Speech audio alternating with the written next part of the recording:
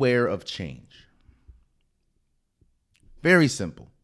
Beware of change. While it is a simple concept, it's very vast in the meaning. It is very vast in the ramifications of the word change. You see, on Sunday Night Football, we saw two teams that has gone through a bunch of change over the course of a season. Mind you, the season is pretty much halfway through. We haven't even got to the trade deadline yet. On Sunday Night Football, we saw two teams that has gone through a myriad of change. Yet and still, both teams look drastically different. That is the Pittsburgh Steelers going up against the New York Giants. Oh, I'm sorry, New York Jets. New York Jets. I apologize. If you want to shrink the sample size, let's just go to this past week. This past week, we saw change on both teams. One team completely changed their starting quarterback. And there was a parade of opinions, parade of thoughts about that decision. When you have a quarterback like Justin Fields, and I even said it on this podcast, Justin Fields hasn't been a world beater at the quarterback position. But what he has not done is put his team in positions to lose games. While, yes, they weren't undefeated, they were 4-2, he was playing well enough to maintain the starting position.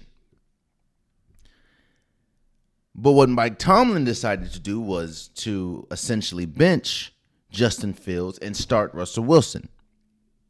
Even on this podcast, you guys know how I'm not going to say I have an affinity for Russell Wilson because I don't. I don't know this man in real life.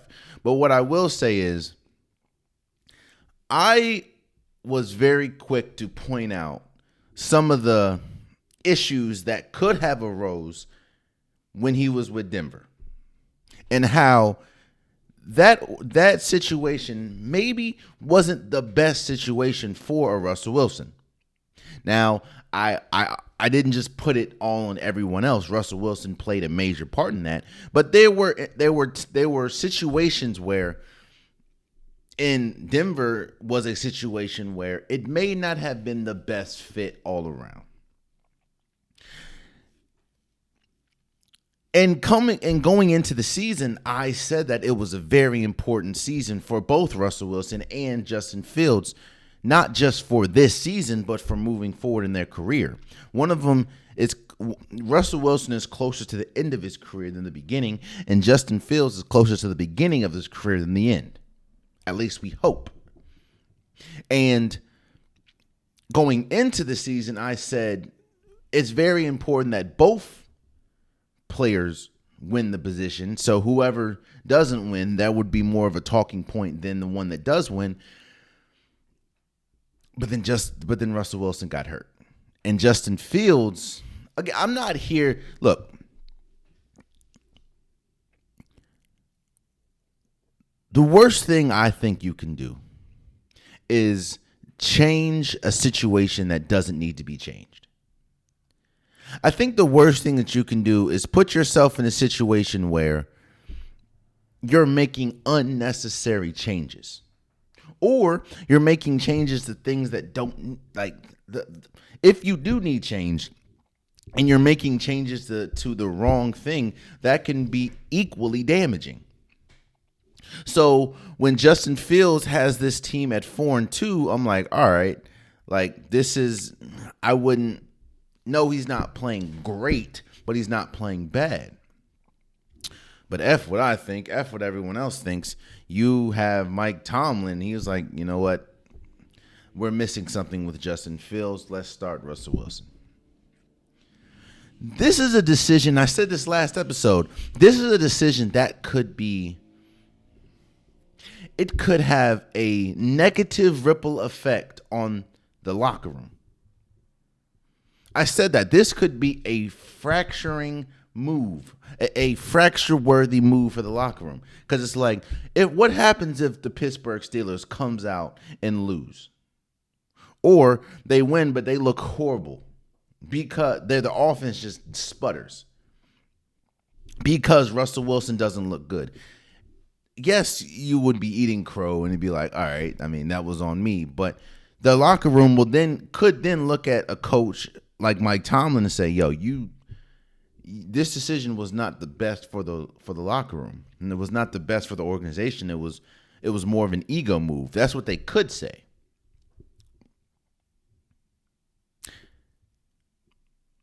Like I said, beware of change. What about the other side? What about the New York Jets? The New York Jets has been through a wave of changes since Aaron Rodgers got there. And Aaron Rodgers was the start of the change. I don't need to go into detail about, because I've talked about it ad nauseum, what it means to add a player like Aaron Rodgers. Shouts out to Mike Greenberg. He said something on Get Up yesterday that was profound. He said something on Get Up yesterday that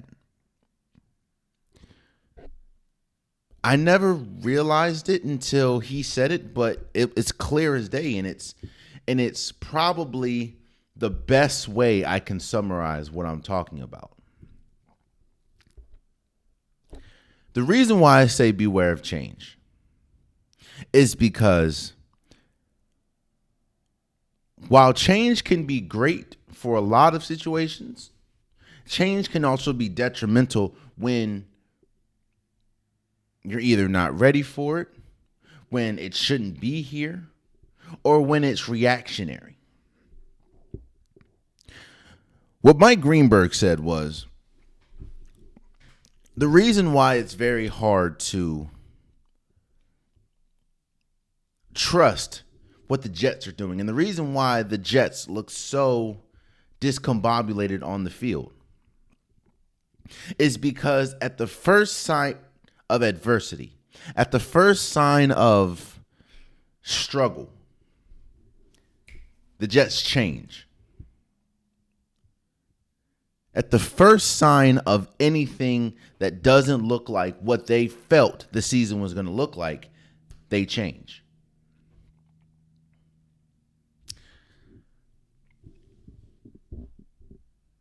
Aaron Rodgers in this offense doesn't look good. You go ahead and you fire the head coach. You promote the defensive coordinator as the head coach. Also, you keep him as a defensive coordinator.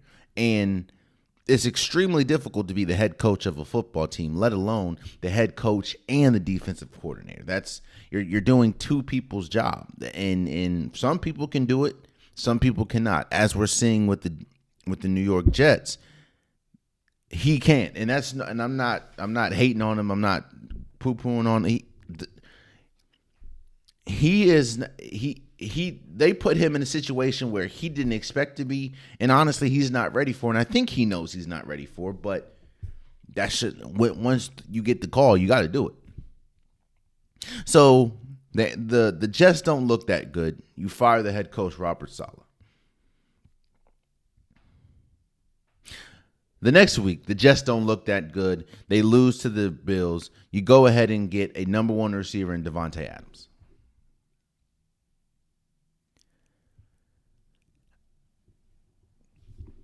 I don't think, and what isn't being discussed is how seismic both of those moves have been. I forgot to mention that you demote Nathaniel Hackett, which, in all intents and purposes, I think was the absolute right decision. When you fire a head coach,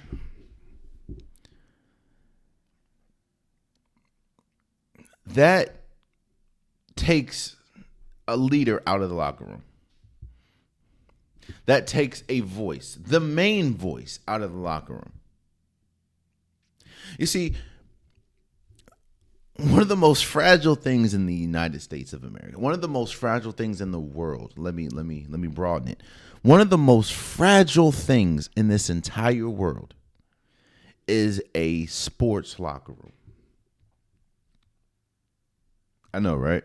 Like, wait, you got grown men, grown women in a sports in a locker room. You got listen to me and listen to me clear. One of the most fragile things in the world is a sports locker room. And when the person that's supposed to be the main voice changes, that could be detrimental. It could be extremely hard to now listen because you've been equipped, you've been accustomed to listen to that voice. So now you have to forget what he said and listen to another voice. On top of that, you have personalities, you have money, you have opinions, you have cliques, you have voices. There is a bunch of things that can fracture a locker room. There's more things that can fracture a locker room than bring a locker room together. That's just facts. A rumor can fracture a locker room. We've seen that in sports history. The opposite sex can fracture a locker room. We've seen that in sports history. Firing a coach and hiring or appointing someone that is not coach material and probably knows that they're not head coach material can definitely fracture a locker room. On top of that, bringing a number one receiver. Yes, I understand that he has history. Davante Adams has history with Aaron Rodgers. But they haven't played in years. And I said this last week. The Aaron Rodgers that Davante Adams played with in Green Bay is not the Aaron Rodgers that Davante Adams is now playing with in New York. So that's going to take time. The issue is when you continue to do change, when change continues to happen, that and the expectations are extraordinary, that time dwindles.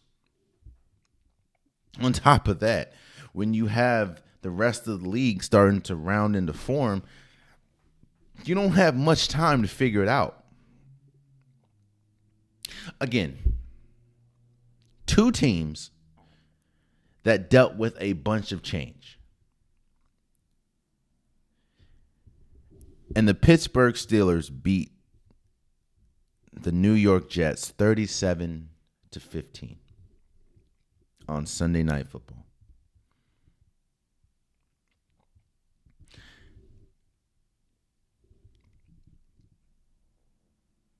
And let's talk about the game for a little bit.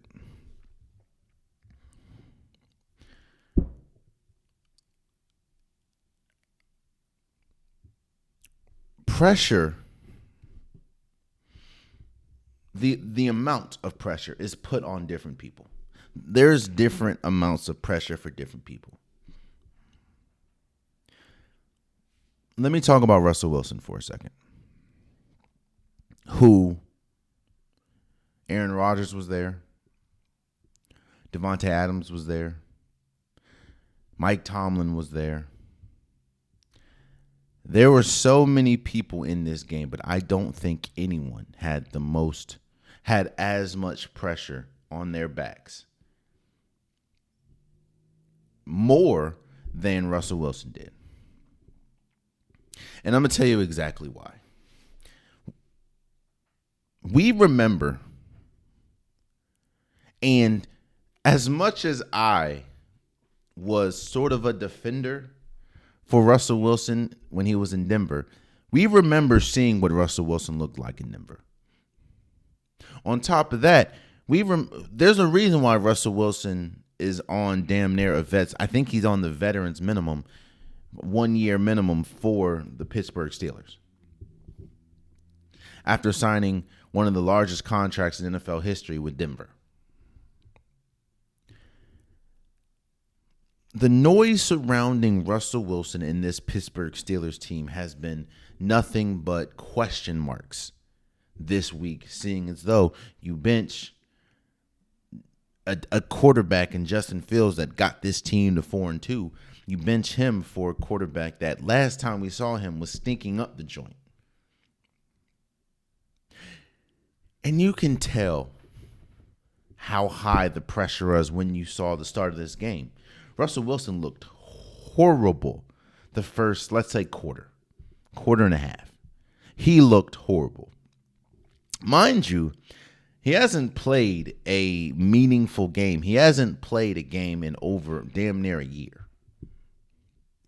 But ain't nobody care. If you looked at social media, if you listened to, a lot of people that were talking and watching, they didn't care about none of that. Russell Wilson looked horrible. He was missing some of the throws he was throwing was terrible, bro.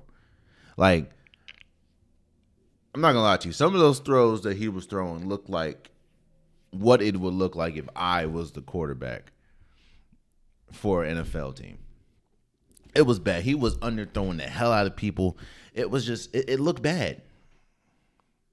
And the reason why I said that I can tell he had the most pressure is because I don't know if did you see social media? Did you hear the criticism raining down? Did you hear this is why Mike Tomlin should have kept Justin Fields? Did you see the hashtag bench Russ? Cam Newton said it. What this move can do is it can put it puts a wide target on Russell Wilson's back. And you wonder, when is the time? When is the time that the fans, that the organization could turn on him? And as we were seeing in this game, it was quick. Not the organization, but the fans, bruh. You saw diehard Steelers fans like, I'm turning this off. I'm until they bench Russell Wilson.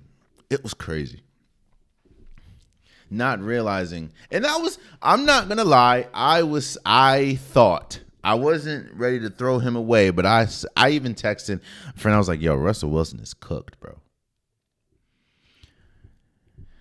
But then he got in the groove. And he didn't look like the Russell Wilson of old, but he looked much, much better. And you can kind of tell throughout the game, oh, I see why now. This Pittsburgh Steelers team looks much different than the one that Justin Fields was the starting quarterback for. And this is not me crapping on Justin Fields. This is not me saying Justin Fields was bad, because that's not true.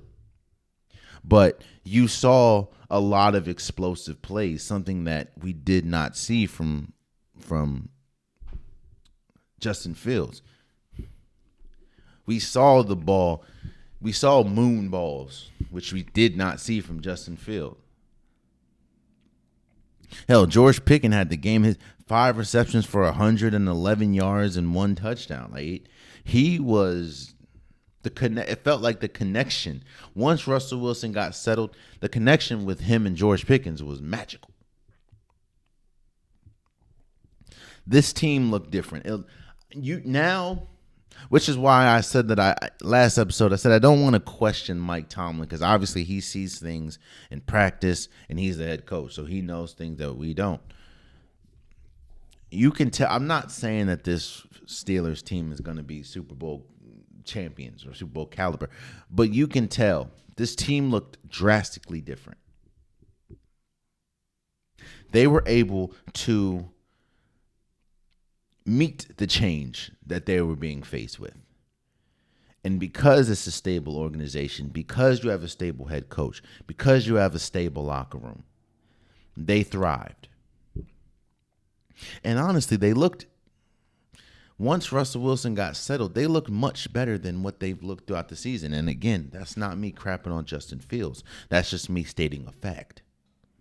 Justin Fields was a cool quarterback. He was cool. He didn't do, like I said, I was one of the people that said I don't think they should have benched him.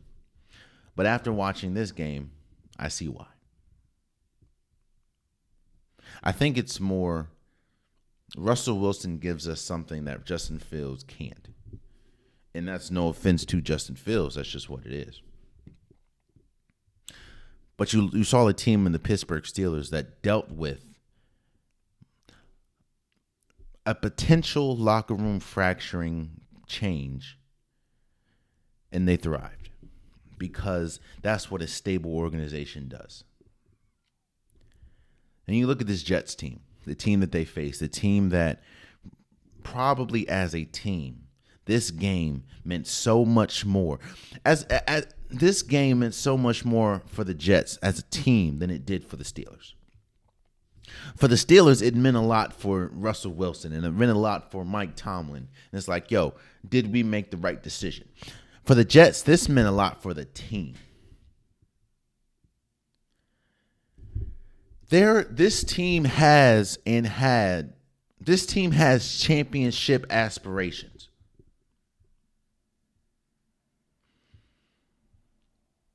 Yet and still, before Monday, they were 2-4. And the only thing that's really saving them from completely dropping out of the playoff hopes is the Dolphins, which we'll talk about in a second, is not that good with, or not really good at all with Tua.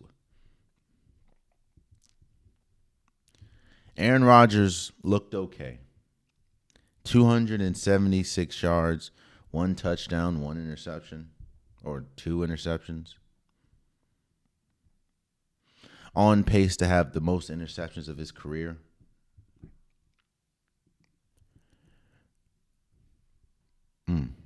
Devontae Adams, I think, had like 30 yards.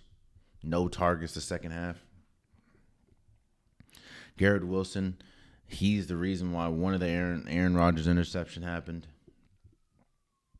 He hit him right in the chest, bounced up, and,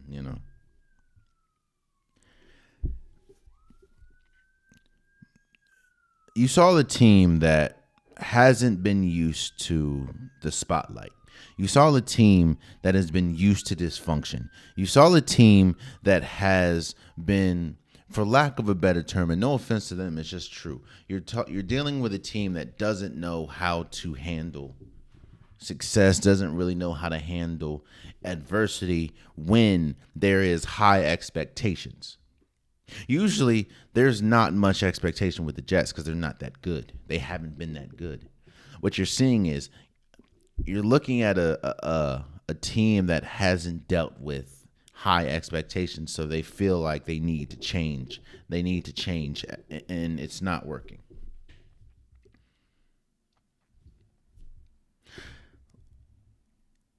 The score is very indicative of how different both of these teams look. Najee Harris went off 102 yards, a touchdown.